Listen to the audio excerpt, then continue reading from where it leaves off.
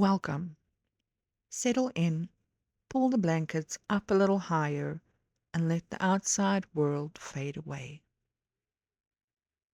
Tonight, we are traveling to a place where the air is thick with secrets, a place where the past refuses to stay buried, and where some mysteries are better left completely alone. Before we begin, if you find comfort in the shadows and enjoy these nightly tales, please consider subscribing to the channel and leaving a like. It will be greatly appreciated. Tonight's story takes us to the forgotten coastal town of Blackwood Point. It is a story about an unsolved disappearance, an inherited house, and the quiet, creeping realization that some empty rooms aren't entirely empty. Let's begin. The rain did not fall at Blackwood Point. It hovered. It hung in the air like a heavy, freezing mist that coated the windshield of Arthur's car in a persistent sheet of grey. Arthur gripped the steering wheel, his knuckles pale in the dim light of the dashboard. He had been driving for 6 hours, leaving the bright, noisy safety of the city far behind.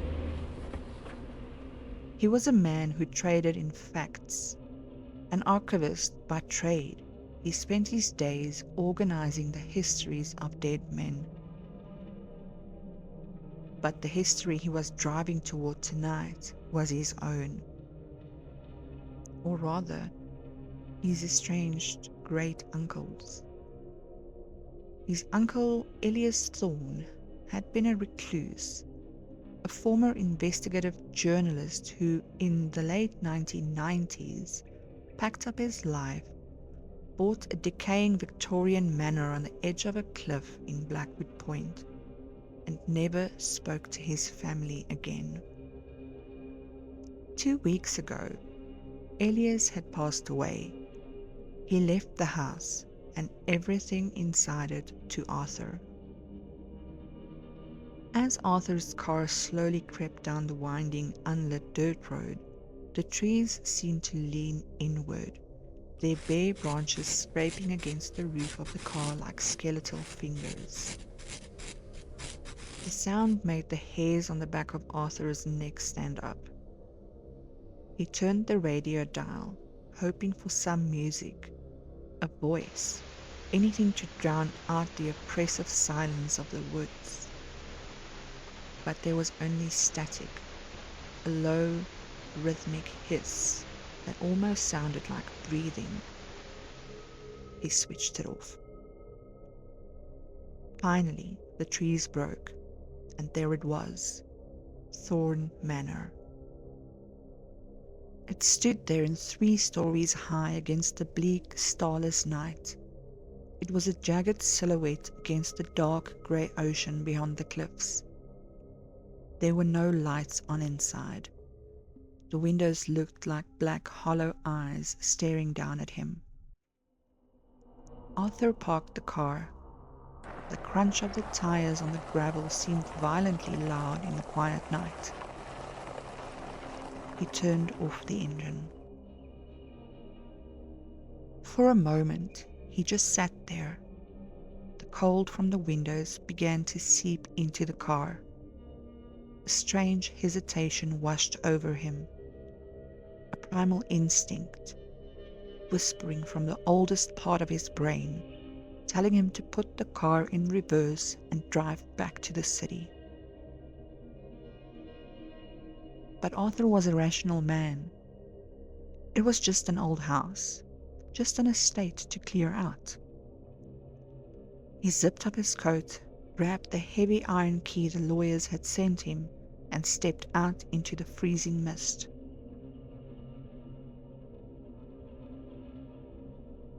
The front door groaned as it opened, a sound of old wood protesting after years of stillness. Arthur stepped into the foyer. The air inside was stale, smelling of dust, old paper, and something underneath it all. Something faintly metallic, like copper or dried rust. He found a light switch and flicked it. Amazingly, the power was still connected. A dim yellow bulb flickered to life in the hallway, casting long, warped shadows across the faded floral wallpaper. The house was a time capsule. Stacks of newspapers from 2 decades ago lined the hallway. Bookshelves were overflowing with binders, folders, and loose papers. It looked less like a home and more like the frantic workspace of a man obsessed. Arthur dropped his duffel bag on a dusty armchair in the living room. He decided to do a quick walkthrough before trying to sleep. The ground floor was standard, albeit messy. A kitchen with peeling linoleum. A dining room taken over by stacks of manila folders. But when Arthur walked up the creaking wooden staircase to the 2nd floor, the atmosphere shifted. The air grew significantly colder. At the very end of the hallway, past 3 open bedroom doors, there was a 4th door. Unlike the others, which were made of standard painted wood, this door was solid oak, and it was heavily padlocked. Arthur approached it slowly. The floorboards whined under his weight. Why would a man who lived entirely alone need to padlock a room in his own house? And not from the inside, but from the outside. Keeping something in. Arthur examined the padlock. It was old but sturdy. He remembered the small keychain the lawyers had given him.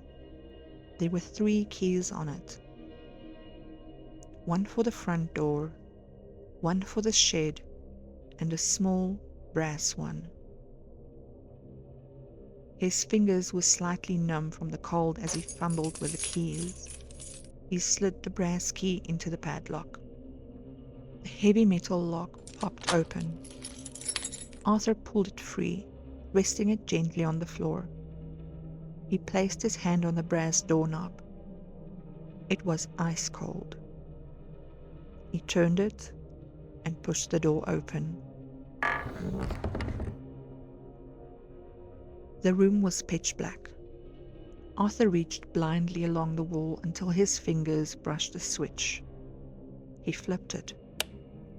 The room was entirely empty of furniture. No bed, no desk, no chairs. But it was far from empty. The walls were completely covered in photographs, maps, and string. Hundreds of crime scene photos, newspaper clippings, and handwritten notes were pinned to the drywall. Red string darted back and forth across the room like a frantic spiderweb, connecting faces to dates and dates to locations. Arthur stepped into the room, his breath catching in his throat. In the center of the wooden floor sat a single cardboard box, and on top of the box an old, bulky cassette tape player. Arthur walked toward the center of the room. He looked at the wall closest to him. The newspaper clippings all shared the same headline, varying only in the publication name. Local girl vanishes. Eleanor Vance, 19, still missing. Search called off for Oak Haven teen. Serial suspect questioned, released. Arthur recognized the case. Anyone who followed true crime did. The Oak Haven disappearances of 1994. 3 young women vanished over the course of a single winter. No bodies were ever found. The prime suspect was a drifter who had an alibi that the police couldn't crack. The case went ice cold. But why was his reclusive uncle so obsessed with it? Arthur knelt beside the box in the center of the room. The cassette player had a tape already inside. A piece of masking tape was stuck to the plastic, with a single word written in frantic, hurried black ink. Play. Arthur pressed the heavy mechanical play button. There was a loud burst of static, followed by the whirring sound of the tape spinning. Then, a voice. It was raspy, exhausted, and barely above a whisper. It was a voice Arthur hadn't heard since he was a child, but he recognized it immediately. It was his Uncle Elias. If you are listening to this, The voice cracked through the small speaker. it means I am dead, and it means you are sitting in the dark room on the second floor. Arthur's heart gave a sudden hard thump against his ribs. He looked around the empty room. I imagine. The recording continued. You think I lost my mind? The walls, the strings, the obsession. I didn't lose my mind, Arthur. I found the truth. And the truth is a terrible, heavy thing to hold alone. Arthur stared at the tape player. How did his uncle know he would be the one listening? In 1994, The voice went on. I was covering the Oakhaven disappearances for the Tribune. I interviewed the police, the families, and I interviewed the prime suspect, Thomas Reed. The police let him go because he had an alibi, but I knew. I sat across from him in a diner, looked into his eyes, and I saw an abyss, an absolute empty void. The tape hissed. Outside, the wind began to howl, rattling the window panes of the old house. I followed Reed for years, long after the police gave up, long after the papers stopped caring. I tracked him across state lines. I watched him change his name. I watched him blend into the shadows. And then I found where he kept his trophies. Arthur swallowed hard. His throat felt incredibly dry. I broke into a storage unit Reed rented under a fake name. Elias's recorded voice trembled. I found the jewelry, the IDs. I found the evidence that would put him away forever. I took it all. I packed it in a cardboard box, and I ran. Arthur slowly lowered his eyes to the cardboard box sitting directly beneath the tape player, the box he was kneeling next to. But Reed knew. The tape crackled. He knew someone had been in his sanctuary. He's a hunter, Arthur. A patient, meticulous hunter. I brought the box here to Blackwood Point. I thought I could hide. I thought I could build a case to take to the FBI. But my heart is failing. The doctors say I have weeks, maybe days. The voice on the tape let out a long, ragged sigh. I couldn't destroy the evidence. It's the only voice those girls have left. But by bringing it here, Arthur, I brought him here too. He has been watching the house, waiting for me to die, waiting for whoever came to collect my things. Arthur felt a chill radiate from the center of his chest all the way out to his fingertips. He stopped breathing. Do not open the box, Arthur. The tape hissed, the voice dropping to a panicked, frantic whisper. If you are listening to this at night, Do not turn around. Do not make a sound. Just walk to the door. Because if you are listening to this, he is already inside the house. The tape ended. The silence that rushed back into the room was deafening. Arthur knelt frozen on the hardwood floor. His mind raced, desperately trying to apply logic. It was a prank. It was the paranoid rambling of a dying mentally ill man. It was just a tape. But then, he heard it. Downstairs, in the foyer. A sound so subtle, he almost convinced himself it was the house settling. It was the floorboard directly inside the front door, the one Arthur had stepped on when he first entered. Arthur squeezed his eyes shut. Logic, he told himself. It's just the wind. It's an old house. But the air in the room felt different now. Heavy, electrified. Then came another sound. A slow, methodical footstep at the base of the wooden staircase. Arthur slowly, silently pushed himself up from the floor. His legs felt like lead. He looked at the open doorway of the room. The dark hallway beyond it looked like the mouth of a cave. Another creak on the stairs. Someone was walking up, slowly, purposefully. Arthur's eyes darted around the room. There were no windows, save for one small skylight on the slanted roof, far out of reach. There were no weapons, just a tape player, the cardboard box, and the red string on the walls.